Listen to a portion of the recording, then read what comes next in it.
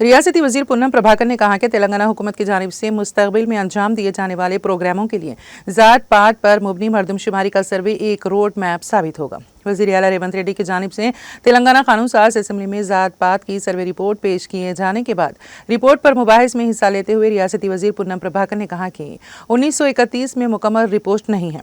उन्होंने कहा कि तेलंगाना हुकूमत की जानिब से करवाई गई ज़ात पात की मरदमशुमारी की सर्वे रिपोर्ट असेंबली में पेश की गई है। उन्होंने कहा कि रिपोर्ट से मुतालिक मजीद कुछ सर्वे की ज़रूरत हो तो पसमानदा और कमज़ोर तबक़ात के साथ इंसाफ करने के लिए मजीद सलाह मशवरे देने की अरकान से अपील की।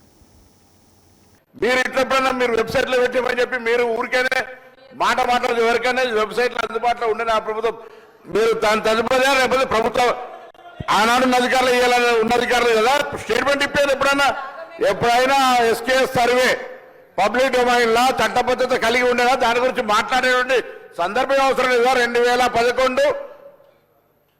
జనగణన ఆనాడు బీసీలది లేదు బీసీలకు సంబంధించిన జనగణన చేయాలని అందరి ఆలోచన జరిగింది దానికి సంబంధించి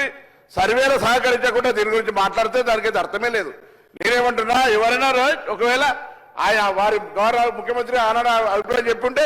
మీరు ఇలా కూడా అదే అభిప్రాయంతో ఉన్నారో చెప్పండి ఇలా జరుగుతున్న కార్యక్రమానికి మీరు ఏం మాట్లాడదలుచుకున్నారు బలహీన వర్గాలకు సంబంధించి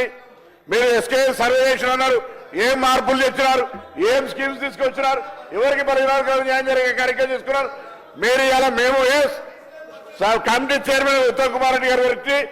బహిరంగంగా ప్రజల ముందు ఇచ్చినాం ఇవాళ సభలో వస్తా ఉన్నాం 42% రిజర్వేషన్ల కొరకు చట్టబద్ధత తీసుకొచ్చి కొట్లాడదాం బరాబర్ మేము పారిపోతూ ఉండలేం 42% పార్టీ పరంగా అడుగుతా ఉన్నాం ఇక్కడ కూడా న్యాయబద్ధంగా చట్టబద్ధంగా పెట్టాలనే ఆలోచనతోనే ఉన్నాం కదా ఇలా మేము వెనక పోదలేం కదా మార్గదర్శకత రోడ్ మ్యాప్ ఇవ్వని అడుగుతుంటే రాజకీయం చేయడానికి ఉపయోగించుకుంటే వెళ్ళాము ఎట్లీస్ట్ బీసీల ఇష్యూ కట్టినప్పటికీ రాజకీయం పక్కన పెట్టి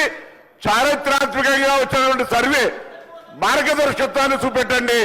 బలహీన వర్గాలకు రోడ్ మ్యాప్ ఇచ్చే విధంగా రాజకీయ పార్టీలు వ్యవహారం చేయాలని ఆకాంక్షిస్తాం అధ్యక్షుడు।